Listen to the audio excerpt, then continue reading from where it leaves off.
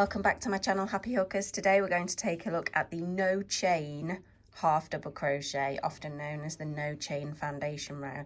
Now this is half double crochet for those using US terms. In UK terms this would be the half double crochet, and it's one of my favorite stitches. I've worked this in a size 7 hook with the chunky, which I think is a really nice, creates a really nice fabric. It's got a little bit of stretching and it's perfect for winter headbands and things at the moment.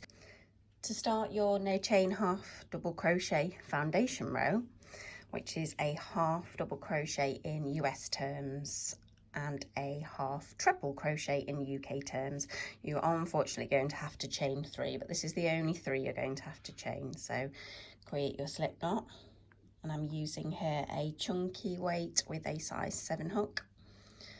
Create your slip knot and chain 3. 1, 2, 3. So to get started, like a half double crochet, and if you're unfamiliar with how to do the half double or the half treble crochet, I will put a link to those down below. You're going to yarn over and you're going to go into the first chain that you made, and for this I generally just go in one of the loops, the back loop. So you're going to go in and you're going to pull through like you would. Now, rather than yarning over and completing the half double crochet, what you're going to do here is you're going to yarn over and go through 1, which is creating your chain on the bottom. We're then going to yarn over and complete the half double crochet as normal, creating your half double crochets along the top. So if you think of it as you're crocheting along the left, which is the bottom, and the right, which is the top. So yarn over, and if we take a look here at this stitch here, can you see this is the chain that we created by going through that first loop.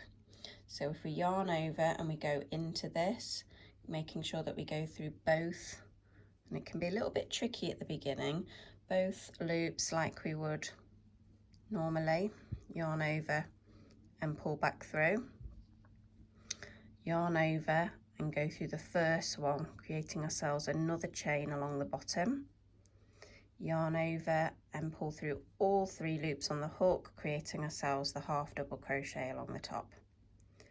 So if we try that one again, so we yarn over and we sort of flip it, looking for this one here, which is the next one along. So what we're doing is we're going to go into that, yarn over and pull back through, yarn over and go through the first one, creating ourselves a chain on the bottom, and then yarn over and pull through all 3.